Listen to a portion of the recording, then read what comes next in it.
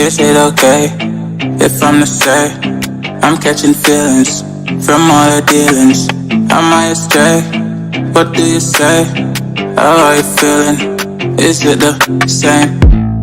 So this is our first video, and we are just gonna wing it. We're gonna talk about whatever Aruja's thing. What did you do today? First question of the day. I just went to the gym today. I took off, helped somebody move in. So I got a video. Actually, this is a good segue.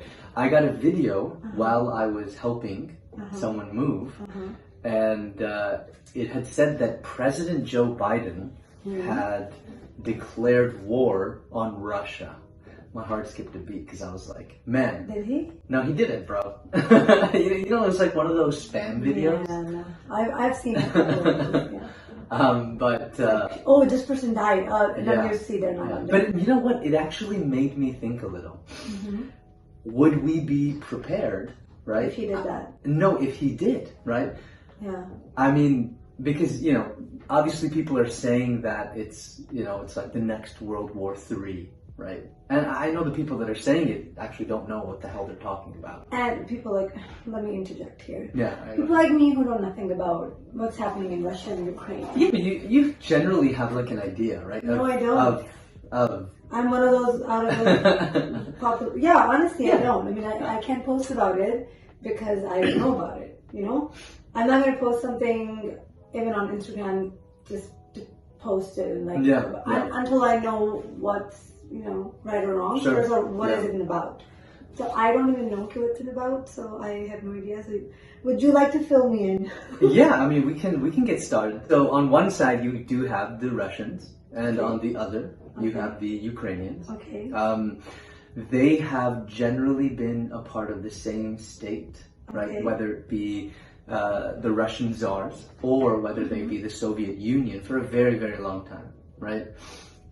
We can go back into like the 17th century and the 16th century, but I don't think that's necessary. What's happening currently? Currently, what's happening is that there's like a very, very strong element in Ukraine, right? So that wants to join the European Union, right? And now you have to take this with like, or the back picture, right? The background picture, which is that this is Russia's backyard, right? So Ukraine is. Yes, it's it's very, very similar to like what happened in like the 60s, right?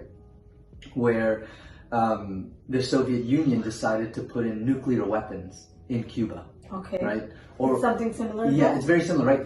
The United States was like, there is no way in hell we're gonna let you, Soviet Union, right, keep anything in Cuba, right? So much so that they tried the Bay of Pigs, right, which was a failed invasion of Cuba.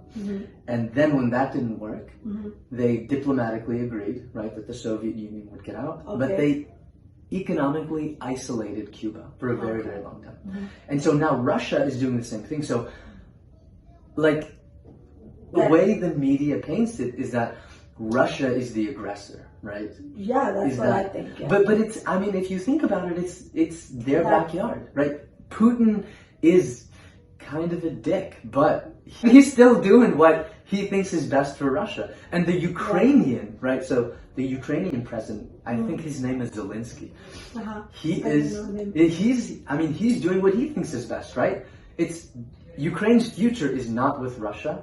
It's with the European Union. Right? But I heard, so maybe it's not relevant or relevant, but I heard this lady, it was like a news clip. It was like Biden can stop this anytime, but he's just simply not. And it's like clear as day that he can just say that Ukraine cannot be a part of NATO, which I didn't know nothing about. And I was like, oh, Biden can do it. That's all I knew. And I was like, okay.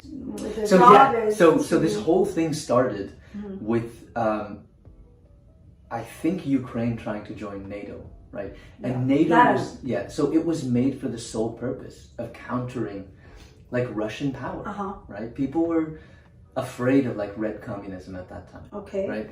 So when the Soviet Union fell, and that was in the 90s, right?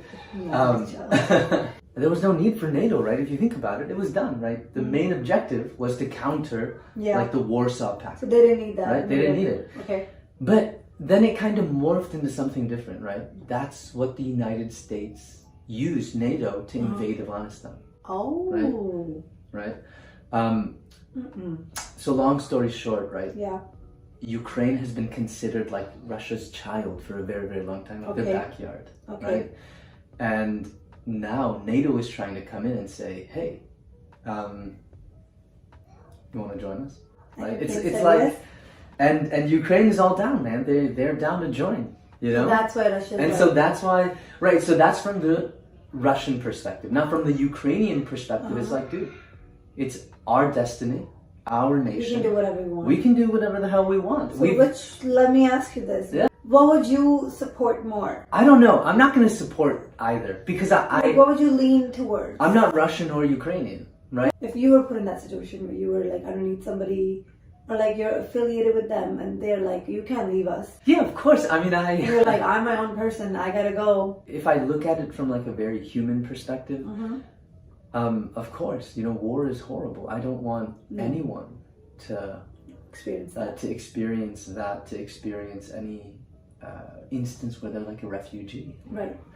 You know, it's always the lower classes that die in every war, right? It's not like Putin sending his children or his freaking family or I saw like a video on YouTube or something. Yeah. It was like this guy was leaving, or he was sending off his daughter and wife, and he was staying back to fight stay home and fight. It was quite sad. So that's like shitty, man. You know, like who? Yeah, I wouldn't want that for anybody. So the moral of the story is there's two sides to everything.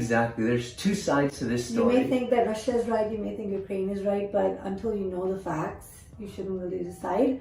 Or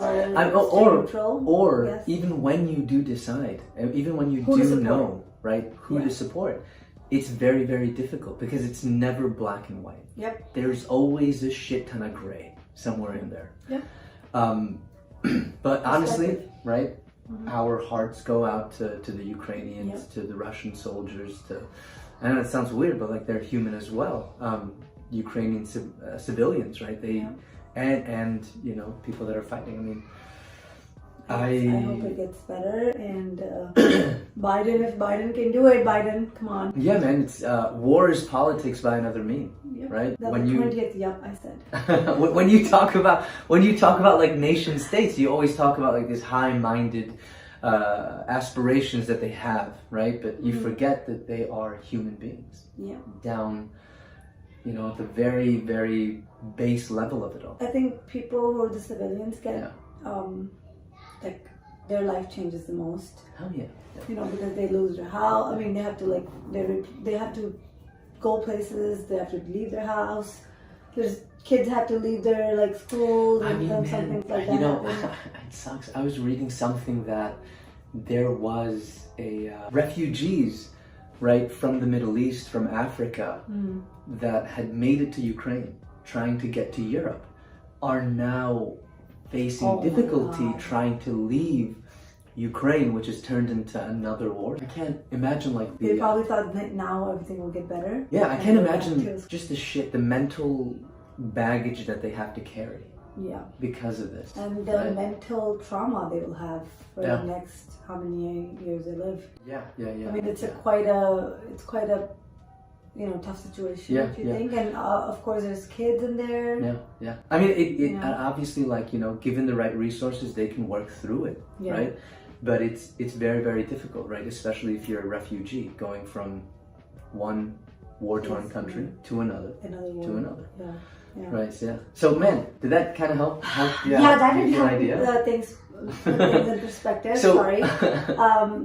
But yeah, I didn't know that Russia was, you know, coming from this perspective. I guess I didn't know the background, but I would still think that Ukraine should be able to do whatever they want. Even if they were in the backyard or not, they are in their own country, I guess. And they should be able to join NATO, not NATO. And if them not joining NATO can, you know, like stop the war, then I think then somebody should, and the higher powers should take some action, please. Today's episode was the sole purpose of today's episode was to discuss Ukraine and Russia. Yeah, and what's going on there, because honestly, I did not know anything about it. Yeah. And I wanted to know and learn. I got a couple things You don't know about, like makeup. wrong. Yeah. But You can ask me how to do a brow. Do you know that actually in Central Asia, in like Uzbekistan, that a unibrow was considered beautiful? Yes, it Right? is still Like, it is. considered I mean, even in like remote areas, okay, they now will I'm gonna still start growing consider one. that like beautiful, Hopefully. right? So, yeah. I mean, stay tuned. You know. That's why you have one? This guy doesn't go to the salon. Yeah, so, you know, I'm hoping you guys come back. We'll talk about different things. If you have any suggestions about what you want to hear, Yes, we're please always open to it. Leave some comments down Yeah. below and let us know what you want to talk about. All right. I hope you're not planning to waste my time.